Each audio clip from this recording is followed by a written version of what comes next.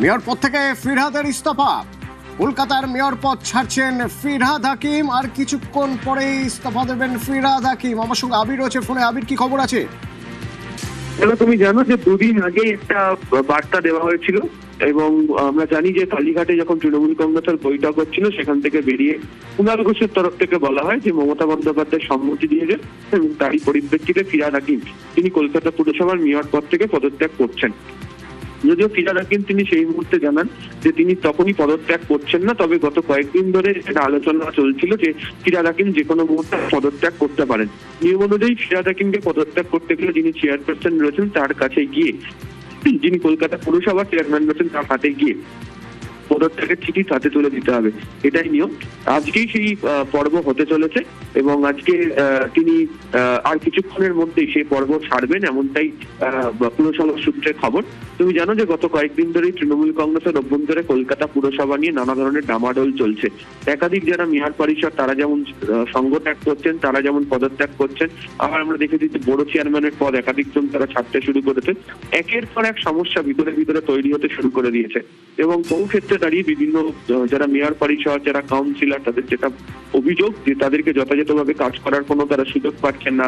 তাদের তরফ থেকে যে নির্দেশ তারা মনে করছিলেন দলের কাছ থেকে পাবেন তা তারা পাচ্ছেন না। এমনকি মেয়র পরিষদদের নিয়ে যখন বৈঠক হয় সেই বৈঠকও দেখতে পাওয়া গিয়েছিল যে একের পর এক যারা রয়েছেন তারা অনুপস্থিত থেকে গিয়েছিলেন এবং তারা বৈঠক থেকে বেরিয়ে উল্লেখ করে যে দল শুধু তাদের বলছে রাস্তায় থাকতে, কর্মসূচি পালন করতে, কিন্তু কি কাজ করতে হবে সেটাই তো তাদের কাছে স্পষ্ট না, তাদের কাছে পরিষ্কার নয়। তাহলে এই মুহূর্তে তারা কি করবেন এবং তারই জল্পনার রেস ধরে এগোয়।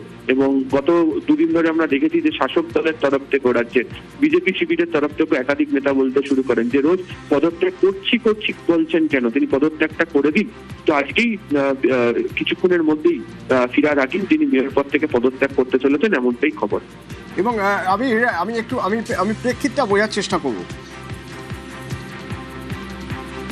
দেখো, প্রথমত হচ্ছে যে কলকাতা পুরসভা একটা টালমাটাল পরিস্থিতির মধ্যে চলছে এবং একের পর এক যেগুলো পুরো বোর্ড সেগুলো ভাঙতে শুরু করেছে এবং কলকাতা পুর নিগমের মধ্যে যে গত কয়েকদিন ধরে কাউন্সিলর, মেয়র পরিষদ যারা তৃণমূল কংগ্রেসের ছিল তাদের মধ্যে যে টালমাটাল চলছে সেটা বারবার ধরে পরিষ্কার হচ্ছে। এবং তাৎপর্যপূর্ণভাবে যেদিনকে কুণাল ঘোষ ঘোষণা করেন যে ফিরহাদ হাকিম পদত্যাগ করতে চলেছেন সেদিনকেই হচ্ছে ঘাসফুল শিবির কার্যত দুটো ভাগে বিভক্ত হয়ে যায় এবং দুটো আলাদা গোষ্ঠী কার্যত তৃণমূল কংগ্রেসের তৈরি হয়ে যায়। এবং তারপরে দেখতে পাওয়া গিয়েছে যে একটি গোষ্ঠী তারা বৃহৎ সংখ্যক ক্ষমতা নিয়ে তারা বিরোধী দলনেতার পদমর্যাদা লাভ করে এবং সেটাকে নিয়ে তারা চলতে শুরু করে।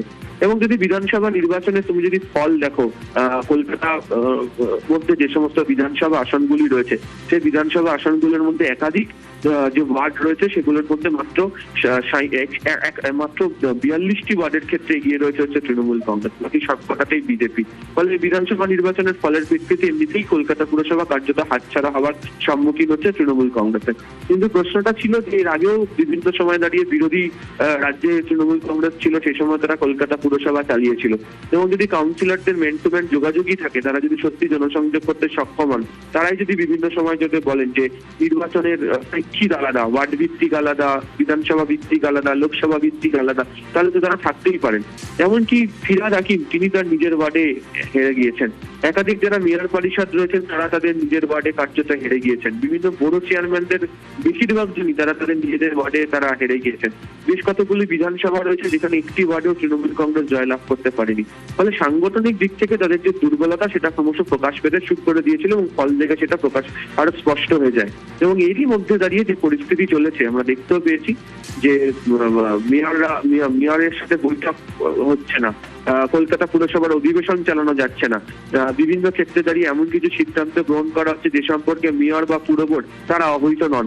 ফলে সবকিছু লাগাতার গত কয়েকদিন ধরে এই সমস্যাটার কথা বারবার ধরে চলতে শুরু করেছিল এবং তারই প্রেক্ষিতে বলা হচ্ছিল যে ফিরহাদ হাকিম তিনি পদত্যাগ করবেন। এবং আজকেও যেটা খবর ছিল যে গত দুদিন ধরে যে ফিরহাদ হাকিমের তরফ থেকে আলোচনার ক্ষেত্রে তিনি নিজেও আর চাইছেন না, এবং তার একদল তার ঘনিষ্ঠ বৃত্ত তিনি সেটা উল্লেখ করেছিলেন যে এই পরিস্থিতির মধ্যে কাজ চালিয়ে যাওয়াটা তিনি মনে করেন না যেটা কোনো সুখকর অবস্থার মধ্যে দিয়ে পৌঁছতে পারে।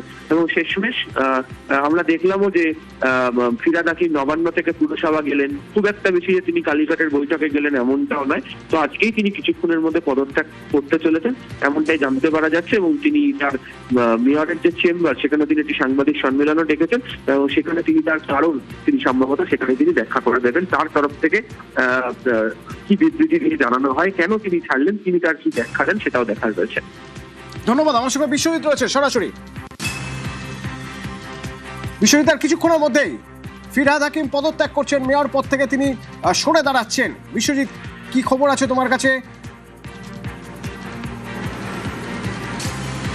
একদমই, অর্থাৎ তিনি যেরকম একটা দ্বিধাগ্রস্ত ভাবে ছিলেন, যে কথাটা বেশ কিছুদিন ধরেই আলোচনা হচ্ছিল যে কলকাতা পুরসভায় কাজের পরিবেশ তিনি পাচ্ছিলেন না, অর্থাৎ তিনি আসছেন কোনো রকম কোনো কিছু ফাইল সই করছেন না, তারপর তিনি চলে যাচ্ছেন, বসছেন, চলে যাচ্ছেন। অর্থাৎ এই যে সামনে বর্ষা আসছে, মনসুন মিটিং এখনো পর্যন্ত ডাকা হয়নি, এবং যে গত মাসের যে বৈঠক অর্থাৎ কলকাতা পুরসভার যে অধিবেশন, সেই অধিবেশনেই মূলত কলকাতা পুরসভা আগামী এক মাসে কী ধরনের আলোচনা হবে, কী ধরনের সমস্যা রয়েছে সেগুলো নিয়ে আলোচনা হয়।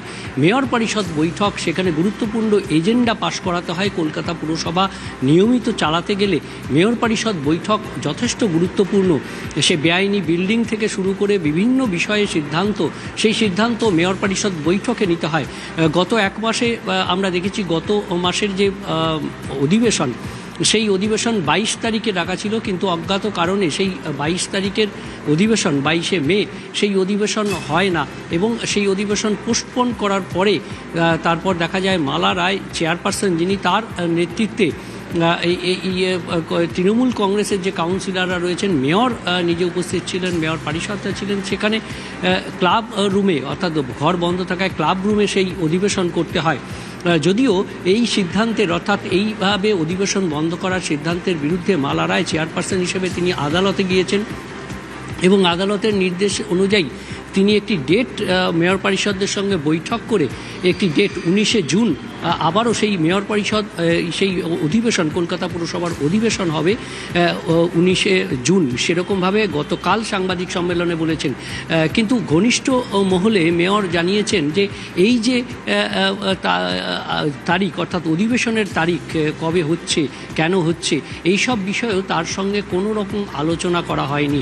অর্থাৎ একদিকে যেমন প্রশাসনিকভাবে যে কোনো কাজ তিনি করতে পারছেন না, পাশাপাশি আবার দলীয়ভাবে আমরা দেখেছি যে নবান্নের বৈঠকের পর যখন সবাই কালীঘাটে দলনেত্রীর বাড়িতে গিয়েছেন, সেই সময় মেয়র ফিরহাদ হাকিম কলকাতা পুরসভায় এসেছেন, এবং সেখান থেকে তারপর তিনি বাড়ি চলে যান। অর্থাৎ এই যে একটা দ্বৈরথ, অর্থাৎ একটা দ্বিধাগ্রস্ত অবস্থায় মধ্যে দিয়ে মেয়র যাচ্ছেন, এবং ঘনিষ্ঠ মহলে তিনি জানিয়েছিলেন যে এইভাবে আর কতদিন তিনি চালাবেন।